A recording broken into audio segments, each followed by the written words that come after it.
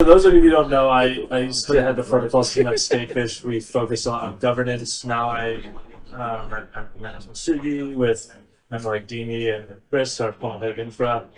But this will be a bit of validator responsibility and self-regulation, where self-regulation probably is a prime recipient of the type of public goods funding that we need to have. And I'm sure we'll get a lot of really great input from people like Frey, because I think also AwesomWasm is a really good example of the type of public goods funding that exists when foundations disappear, progressive decentralization, and then the rest of the ecosystem is left with moving forward. So I'm going to skip through a lot of these slides really quickly, but some of these good quotes are not read it. If you don't understand the system you're using, you don't control it. If nobody understands the system is in control. And the system can refer essentially, this is a really great quote by Philip Monk from the Urban Ecosystem. And the system can also mean sort of like the ecosystem and how its mechanisms support each other and work. If you don't have a working mechanism, then it's all going to fall apart. And a really good example of falling apart is the bystander effect we see specifically in decentralized systems. So this is valid responsibility. One of the responsibilities includes infrastructure management and governance, and going towards becoming a decentralized set of governors for these changes, specifically in the Cosmos DPoS ecosystem. Okay, so something that we can focus on as a recipient of this type of public goods funding is this type of self-regulation that we don't have. Examples in the traditional financial world of like the SEC or FinCEN or CFTC, and then a really good example of an attempt for self-regulation with FINRA, right? It's a non-governmental organization that is a consortium of financial institutions that have the ability to levy fines on each other and enforce each other. And maybe that's something that could potentially be what we can work towards. Yeah. And so, right, you all know, okay, well, maybe this might be controversial to me, but responsibility for who gets to make these decisions, whether it be how public funding, how public goods funding does get established and distributed, also with how the ecosystem or the system is guided, is ultimately like POS is a pretty it's a technology that is quite agnostic to anything but capital power does get aggregated to the level of validators that do represent the will of the stakers who stake a thing. Maybe we had these conceptions that, right, specifically within Cosmos, individual stakers can vote independently of the validators that they stake with, but we rarely see that. Maybe we saw it once or twice, but they were people are right who have the supposed power to decide what public goods funding is, how it gets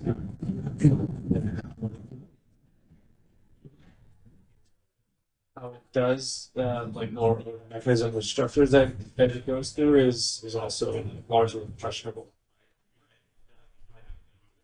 I'm going to skip through some of these things that go wrong because I think you all know. Right. So this is traditional enforcement going about it. Fun story. I actually used to work at a law firm, and then I rage quit in 2013 because of the HSBC case specifically, and that's how I got to Bitcoin. But right, this is an example of bad actors, and no one got punished. Right, no one went to jail. They got a slap on the wrist. And it's funny because this guy who wrote me this letter, he became general counsel of Ripple. So this was a big issue, and I will talk about this because this also comes down to responsibility. Core dev's fault versus validator's fault. There are obviously more inflammatory articles that came out, but there were no consequences that happened at the end, right? right? Like I largely believe that validators should have been the ones that were responsible, and Stakefish, when I was there, was included, and I think we also fucked up. But right, it's validators were complaining largely that they didn't have the human resources or financial resources at the time to literally do what's in their names, like validate the chain. But right, it's also reasonable because validators, some of these were running like 30, 40 chains. Are they supposed to dedicate time to each of those chains? They should, right? From the perspective of the chains themselves, right? Let's say Juno or Archway or what have you, they expect the validators that are on there, that are validating their systems, are dedicating their time, but obviously the validators' time is all split. Some of the validators that I've seen have either tried to linearly scale their protocols teams, some like delegate and manage, and then a lot gets lost in the cracks. But when it comes to that type of attention that validators that do have a say in largely in governance and voting, right, it's so there were no consequences here. Just so this is a good example of like how when you give people the authority to make those decisions, like a sort of direct democracy, it's great for decentralization, equity, perhaps, or representation. But when it goes wrong, it's wrong. It goes really bad, right? If you can't see this, it says markets are like fire. In controlled environments, they can cook your food and heat your home, but uncontrolled, it can burn down the environment. We've seen both happen in the system. And then this is right. We always assume that individuals should be rational, but they're largely often not rational. So this is a really good example of how we think public goods funding should be moving towards. So, for example, many of you guys are Italian. This is the former director of Juventus, Luciano Maggi. It was a pretty bad case of him like intimidating refs.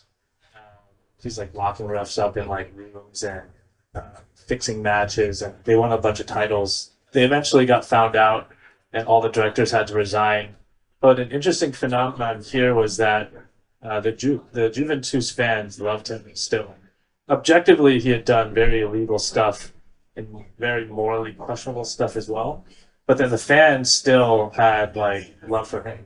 But when you try to, I mean, it's a rough analogy, but like when you think of like an ecosystem who has its individuals that are quite biased towards the success of that ecosystem, and you expect them to make rational decisions from maybe like morally objective perspectives, like do we really expect that to be true? And that's maybe where the checks and balances come from, where we have validators that are on different networks and can sort of be that objective voice. And so like what do we do, right? Like there's a big problem specifically around like the financial issues of how these cryptocurrencies and their associated blockchains are launched. Right? Gary Gensler has basically declared war, and right, largely right, they're using the excuse of like securities regulation to say, right, because there is this centralization or supposed centralization around how these ecosystems are managed, then your token's a security. And so, right, with the expanse of validators taking more responsibility for their actions, right, guiding these ecosystems, then perhaps you can avoid some of this financial.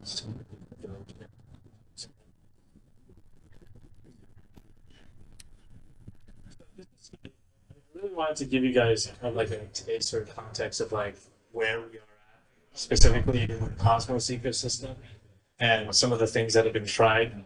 Right, the responsibility is ultimately, you know, and ironically, in this trustless system, risen to like a trusted sort of world where all of you guys probably don't know how to read the code yourself, and so you trust validators to do the job. Even within validators, I highly doubt that the majority of them know how to read the code for themselves and do it. Some are technically minded, but you guys don't have the patience to like dig through shitty guns some cases to like figure out what's going on. So you obviously ultimately trust someone. And so while I was at Steakfish, right, we tried so many different things that were both altruistic in nature that didn't benefit us at all, and also incentivized communication, engagement. I would say that they failed because they didn't basically move the most important metric, which was delegations, right? Even though we did all of these things, like we did like, I don't even know if you remember these, but like we did like cartoon videos, Twitter posts, YouTube videos, workshops, etc. But like we didn't get any extra delegation from it. So I think after these had failed, right, got me thinking about then if this concentrated into like this sort of like trusted class of operators, and we need to make some of these decisions on public goods where we have community pools or literally a class of operators that have the ability to change the code themselves without asking for permission, then how do we move on from there? And so, right, like this class, right, validation class, we can have political parties that are strongly opinionated where we have like collections of validators that did to make certain statements without support of their stakers because the stakers were not paying attention. And then we have like these pieces on supporting these types of activism plays.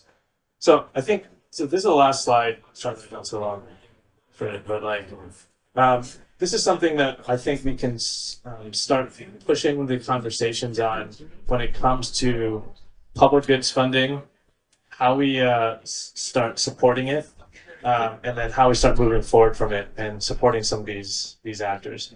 And then maybe notably two of the most important ones are right, like the infrastructure tooling like CosmWasm or Confio, and then validators as a class. Right? These can include standardization, frameworks, self-regulation that includes the checks and balances between operators, the incentives, right? Because as we all know, like good behavior can't rely on altruism.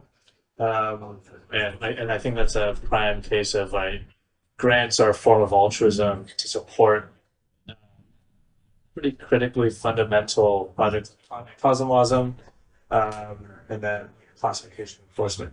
So maybe I could hand it off to Eli, Brad. Right. Bucky's not here anymore. And then we can move from there. And then we have like 2 hours. Yes, yeah, 1 hour. All right, cool. Thank you very much for the intro. I think it's a good background and actually working to deal with these organizations, governance. So this is like a framing of someone's struggled with decentralized governance and there's some experiences to ground a bit of our discussions here. So the purpose of this basically is, first of all, everyone knows that it's kind of a bear market sitting up real hard. There are a lot of cuts that had to happen because of funding, and then a lot of people are putting funding's not going to the right places. I think what I want to say is not just about Confio and CosmWasm. I think we're trying to sprint program with a few core teams that have funding secured. There are a lot of teams that are struggling getting funding. We're kind of like not guaranteed, but too big to fail somehow still. Right? Like somehow something will happen eventually. So I'm worried basically about like CosmWasm down. There are a lot of smaller teams. 1, 2, 3, 4, 5 people teams building amazing tools and technology infrastructure stuff. It's not just a product. And a lot of products go faster. And these are not being funded. A number of people are burning out. They're leaving the ecosystem. They're leaving Cosmos. They're leaving blockchain. Some are just going on vacation, sabbatical. Maybe all these sabbatical for 3 months. Who knows? Let's collectively take a junk sabbatical. Come back. I'll chill. Everything's good. But I think really to make this work, people need to be able to pay, right? So people should be able to pay, have a decent salary. If you are producing something good for the ecosystem, you should have a salary, right? Up to some level. And reflecting on this more is 2 questions. Who is paying and what they're paying? And then it comes to how they know people that are paying are producing what they want to pay for, right? So I think one problem is, hey, people are building a cool tool, but no one even values that tool. Maybe a year later they realize that's actually really needed, but they don't want to. So there's that issue of like being comfortable with greening these tools, right? We have money, we're willing to pay, but only pay for these 5 tools, and if you build these tools, you get funding.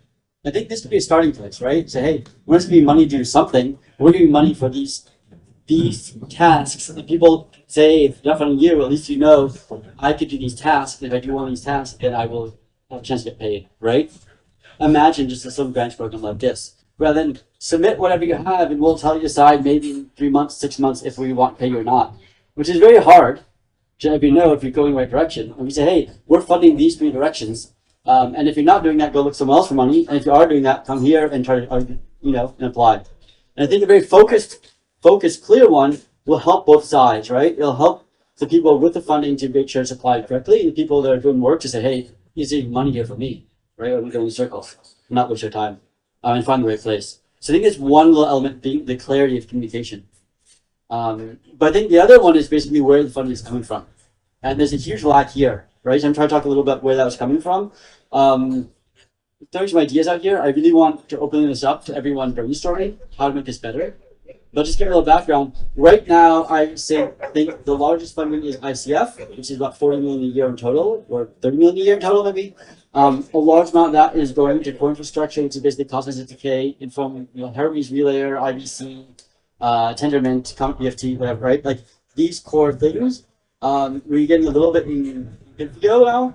A few other teams that are considered core teams, most of them have been working for 4+ years on Cosmos, right? These organizations.